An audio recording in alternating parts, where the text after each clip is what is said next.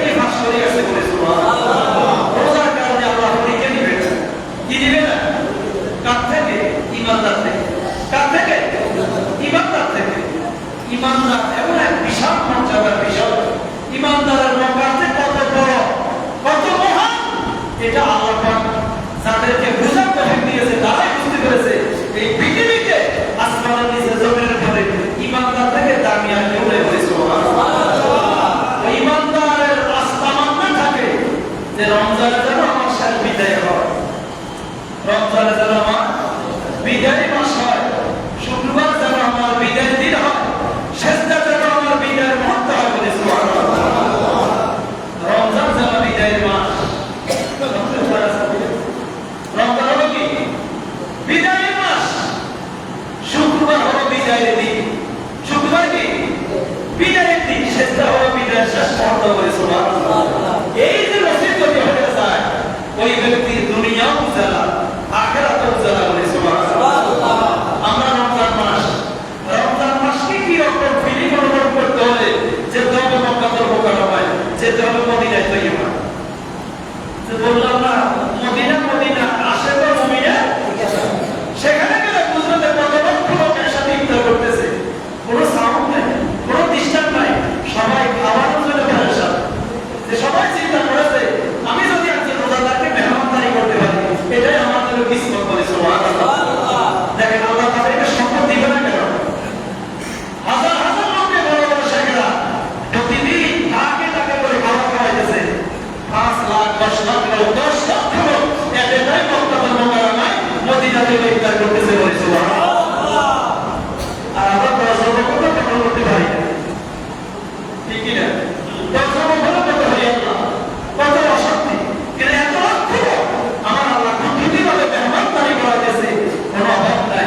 কারণ রোজাদারকে একটাই আশা, নবী আলাইহিস সালাম বলেন, আপনি যদি একটা খেজুর এক গ্লাস পানিও যদি একটা রোজাদারকে পান করান, আমার আল্লাহ রাব্বুল আলামিন নবী বলেন, সাকাল্লাহু মিন হাউজি শারাবান, কিয়ামতের ময়দানে আল্লাহ আপনাকে হাউজে কাউসার পানি পান করাবে। বলে সুবহানাল্লাহ। আর হাউজে কাউসার পানি হলো এমন পানি, লা ইয়াসনাউ হাত্তা ইয়াসফুল জান্নাহ, কিয়ামতের আগ পর্যন্ত সে বিভাজিত হবে না। বলে সুবহানাল্লাহ। এটা এমন এক পানি, একবার যদি কেউ একদম পান করে তার জীবনে কি হবে না? বিভাজিত হবে। রোজাদারকে একদম পানি খাওয়া যাবে, একদম কি বলবে? পানি পান করলে এই মর্তবা, এই ফজিলত যারা বুঝতে পেরেছে, তারা এটা তৃপ্তি অর্জন করে, তারা এটা কিভাবে সংগ্রহ করে। আল্লাহ আমাদেরকে বেশি বেশি মাহে রমজানকে রোজাদারকে মেহমান নামাজি করার তৌফিক দেন সকলে। বলে আমিন। প্রিয় হাজির, কোরআন কারীমের আমি যে তেলাওয়াত করলাম সূরাতুল বাকারা 185 নম্বর আয়াত, 185।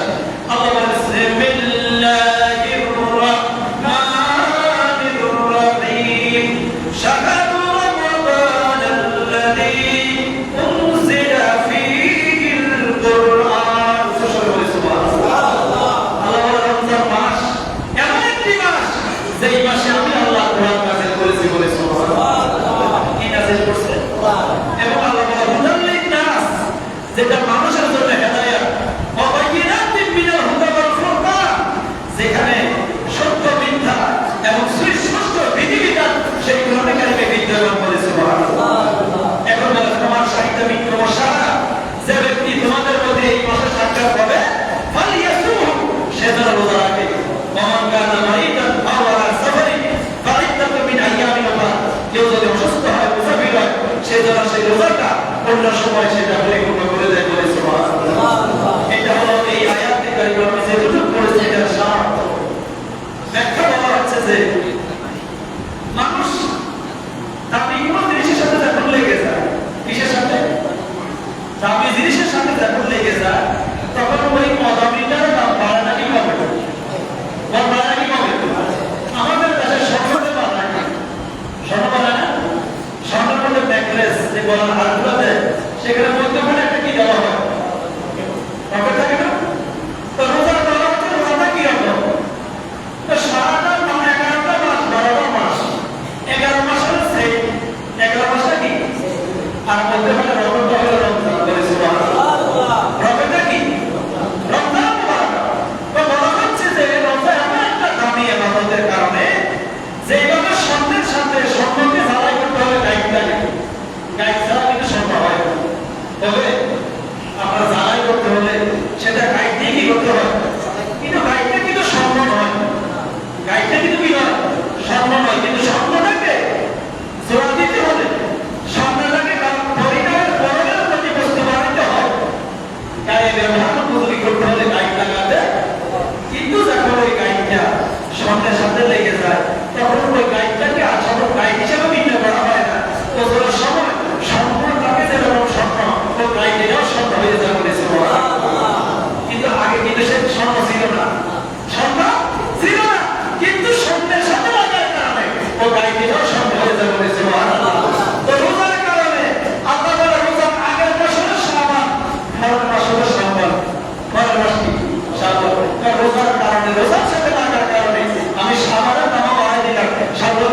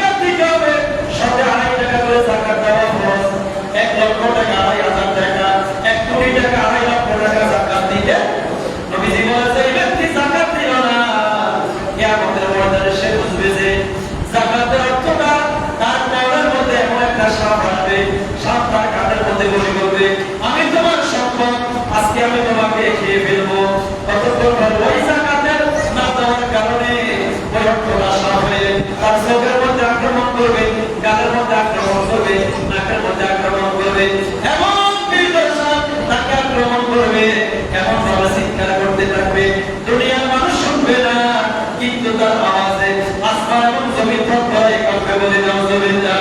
তাহলে যাকাত দেওয়ার প্রয়োজন আছে কিনা? বলে আছে কিনা? যাকাত কিন্তু অনুদান নয়, যাকাত কিন্তু কোনো গরিবের প্রতি দয়া নয়, যাকাত হলো গরিবের হক। আল্লাহ আপনাকে ধনবান বানানোর কারণে ওই গরিবকে আল্লাহ তার গরিবের হক আপনার মধ্যে রেখে দিয়েছে। অতএব আপনি যাকাত দিলেন মানে গরিবের উপর দয়া করেননি, বরং আপনি যাকাত দেওয়ার কারণে আপনার মালটাকে পরিশুদ্ধ করে দিলেন, বলে সুবহানাল্লাহ। মাল কি করা? পরিশুদ্ধ করা। যাকাত না দিলে মাল কি হবে না? পরিশুদ্ধ হবে না। এই হালাল টাকা হারাম হয়ে যাবে। হালাল কি হয়ে যাবে? হারাম হয়ে যাবে। অতএব যাকাত দিতে হবে। কি দিতে হবে? যাকাত দিতে হবে। তো বলেন, এখন বলেন 7.5 তোলা স্বর্ণ যদি হিসাব করা হয়, বর্তমানে যদি হিসাব করেন, যদি স্বর্ণের কোটি কত এখন?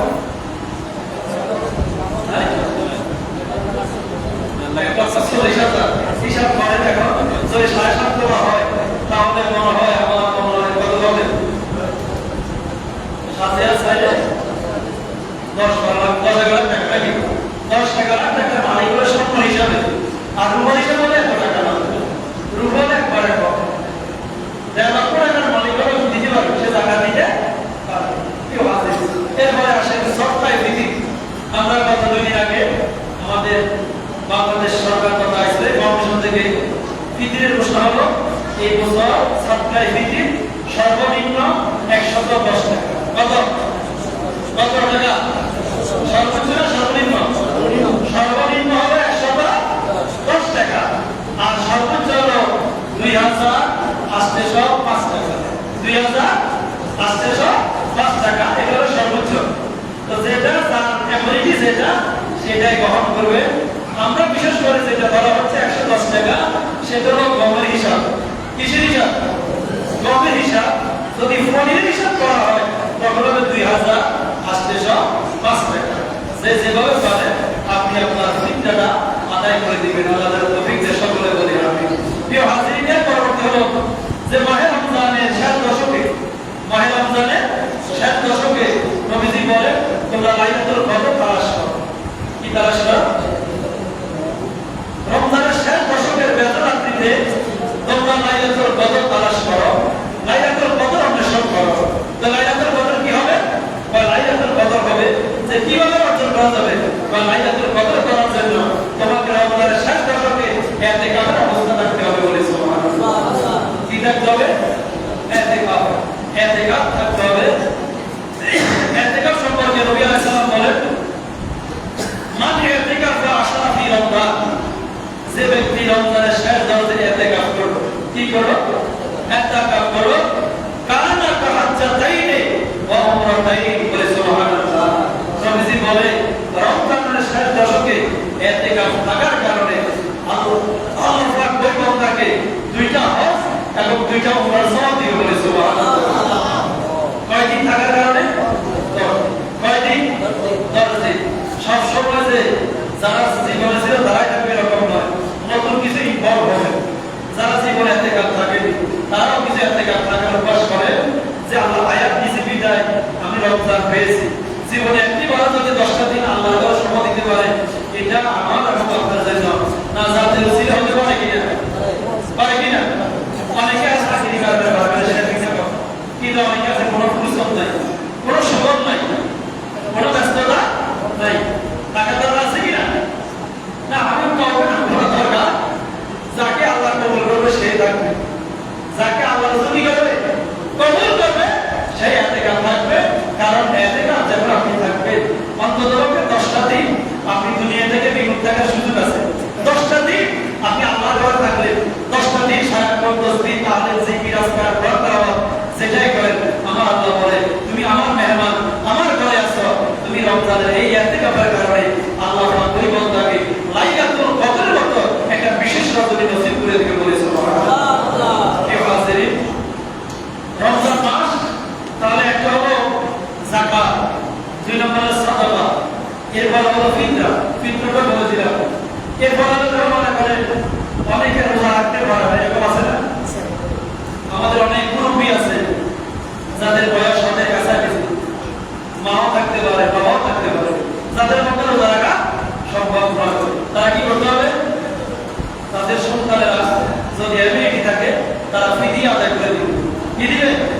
ফিদিয়া আদায় করে দিবে। মায়ের জন্য বাবার জন্য ফিদিয়া আদায় করা। সন্তান যদি আল্লাহ আমাদের তৌফিক দেন, তার উচিত যে বাবার বাইরে হকটা আদায় করে দেওয়া। কারণ আজকে বৃদ্ধ হওয়ার কারণে আমার বাবা রোজা রাখতে পারেনি, বৃদ্ধ হওয়ার কারণে আমার মা রোজা রাখতে পারেনি। অন্তত পক্ষে একজন সচেতন সন্তান হিসাবে সন্তানের উচিত যে বাবা মার পক্ষ থেকে এই দায়িত্বটা পালন করা, যে বাবার পক্ষ থেকে ফিদিয়া আদায় করে দেওয়া, মায়ের পক্ষ থেকে ফিদিয়াটা আদায় করে দেওয়া। ফিদিয়াটা হলো কি, যে একজন ব্যক্তি, একজন এতিম মিসকিন, একজন অসহায় গরিবের 2 বেলা খাওয়া, 1 বেলা ইফতারি, যে সমপরিমাণ অর্থ ইচ্ছা করলে একজন গরিবকে খাওয়াই দিতে পারে, আবার ইচ্ছা করলে একজন গরিবের 1 মাসের যে গরম পোষণ খাবার লাগবে সেই খাবারও দিয়ে দিতে পারে, আবার ইচ্ছা করলে সেই অর্থ বিনিময়ে অর্থ দিয়ে দিতে পারে, সে কিনে দিবে। এই ফিদিয়াটাও প্রত্যেকের আদায় করে দেওয়া উচিত। আল্লাহ পাক যেন যারা এই অবস্থায় যারা আছে, এই সকল যদি কোনো গাইডিয়ান থাকে, আপনি আপনার বাবা মা এই দায়িত্বটা পালন করবেন। আল্লাহ তাআলা তৌফিক দিয়ে সকলে করি আমিন। সারা দুনিয়া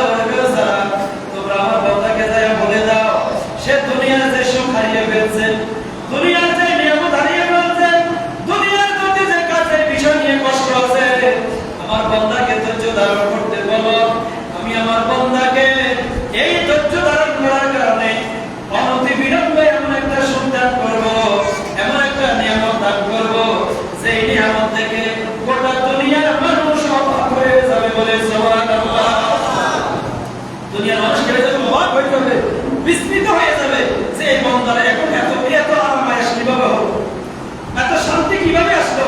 কারণ হলো যে বন্দা যখন আল্লাহর কাছে কান্নাকাটি করে, আমার আল্লাহ বলে বন্দার ওই চোখের পানিটা আমি আল্লাহর কাছে বেশি ভালো লাগে বলে। সুবহানাল্লাহ, কি লাগে? বেশি ভালো লাগে।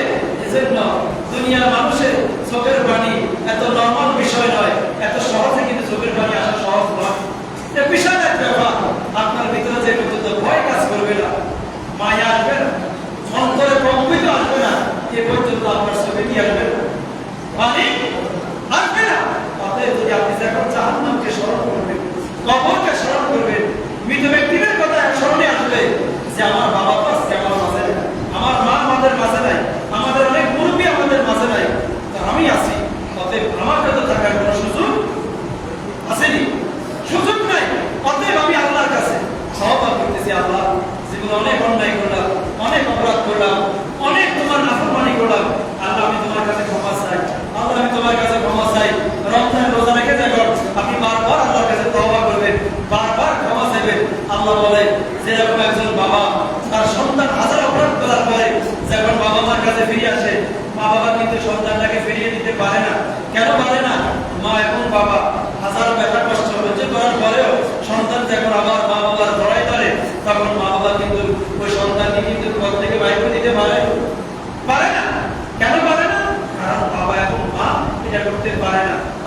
বলেন, দুনিয়ার বাবা মা যেরকম একটা সন্তানকে হাজার অপরাধের পরে ঘর থেকে তাড়াইয়া দিতে পারে না, মায়ার কারণে, বন্ধনের কারণে, বন্ধা তোমার বাবা মা থেকে আমি আল্লাহ তোমাকে আরো কোটি গুণ বেশি মায়া করে বলেছি। কে মায়া করে? আল্লাহ আমাকে আপনাকে মা বাবার থেকে আরো বেশি মায়া করে, আরো বেশি মহব্বত করে, আরো বেশি ভালোবাসে। কেন ভালোবাসে? আল্লাহ বলে, আমি তোমাদেরকে এত সুন্দর করে সৃষ্টি করলাম, এত মায়া করে সৃষ্টি করলাম। কেন সৃষ্টি করছি? যে তোমরা যেন অন্তত তোমাকে জাহান্নামে না গিয়ে তোমরা আমার হাবিবের উম্মত হয়েছ, তোমরা যেন জান্নাতের যাত্রী হতে পারো। কিসের অধিকারী হতে পারো? জান্নাত। কারণ জান্নাত আল্লাহ বানিয়েছে এই নবীর উম্মতের জন্য। কাদের জন্য? এই নবীর উম্মতের জন্য। এই নবীকে জাহান্নামে জ্বালানো এটা আমার আল্লাহর কিন্তু তামান্না নয়, আল্লাহর কামনা নয়, আল্লাহর বাসনা না। এবার আমি আপনি যদি জাহান্নামে আপনি করি তাহলে কি করব? এই যে রমজান মাস চলে, আমাদের ভিতরে কি ভয় আছে? দেখেন আপনারা মিডিয়া দেখতেছেন, পত্রপত্রিকা দেখতেছেন, দেশের কি অবস্থা। জাহিলিয়াতের জমানায় যা করতেছে না, রমজান মাসে তা হইতেছে। হচ্ছে কিনা? গতকালকে পরশু যে মেয়েটা মারা গেল, আসিয়া, বয়সটা কয় বছর? 80 বছর? 8 বছর। 6 বছর? 8 বছর একটা মেয়ে, একটা মেয়ে আসিয়া, সে আমাদের মেয়ে, আমাদের আপনাদের সবার মেয়ে আছেন, আছে কিনা? একটা মেয়ে আমাদের মা, একটা মেয়ে আমাদের বোন, একটা মেয়ে আমাদের স্ত্রী, একটা মেয়ে আমাদের আপনজন, আছে কিনা? এই যে 8 বছরের একটা মেয়ে পর্যন্ত আমাদের নির্যাতন থেকে মুক্তি নাই বলে নাউজুবিল্লাহ। আর আমাদের বলে নাউজুবিল্লাহ। তাহলে আসলে কি আমরা মানুষ নাকি পশু? নাকি মানুষের কাতারে আছি? যে দেশে 90% দেশের মুসলমান, সেই দেশে একটা 8 বছরের মেয়ে পর্যন্ত নিরাপত্তা নাই। তাহলে আমাদের উপর আল্লাহ কিভাবে দয়া করবে? আল্লাহর কাছে আমরা কিভাবে দয়া আশা করতে পারি যেখানে একটা নিষ্পাপ শিশু পর্যন্ত দর্শিত হয়েছে বলে নাউজুবিল্লাহ। কত বড় নির্মম আচরণ! আমার দেশের মধ্যে যখন আইনে চলে যায়, আইনে চলে গেছে মানে ব্রিটিশের একটা শব্দ উঠে গেল। আইন মানে কি? ব্রিটিশের একটা শব্দ। কারণ আমাদের দেশে যে আইন কোর্ট কাছারি যেটা চলে, ওই ব্রিটিশের যে আইন চলে গেছে আজ থেকে 200 বছর আগে, সেই আইন কি এখনো আছে কিনা? মার্ডার কেসের আসামি 18 বছর 19 বছর তার কোনো কি রেজা।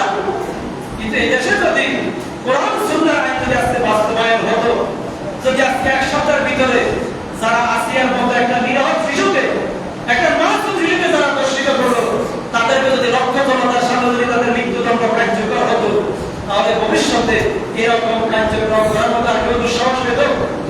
কতবার হয়তো। কিন্তু দেখা চলে গেছে আইনের আশ্রয়ে, আইন গেছে মানে ব্রিটিশের একটা সরকারতে চলে গেল।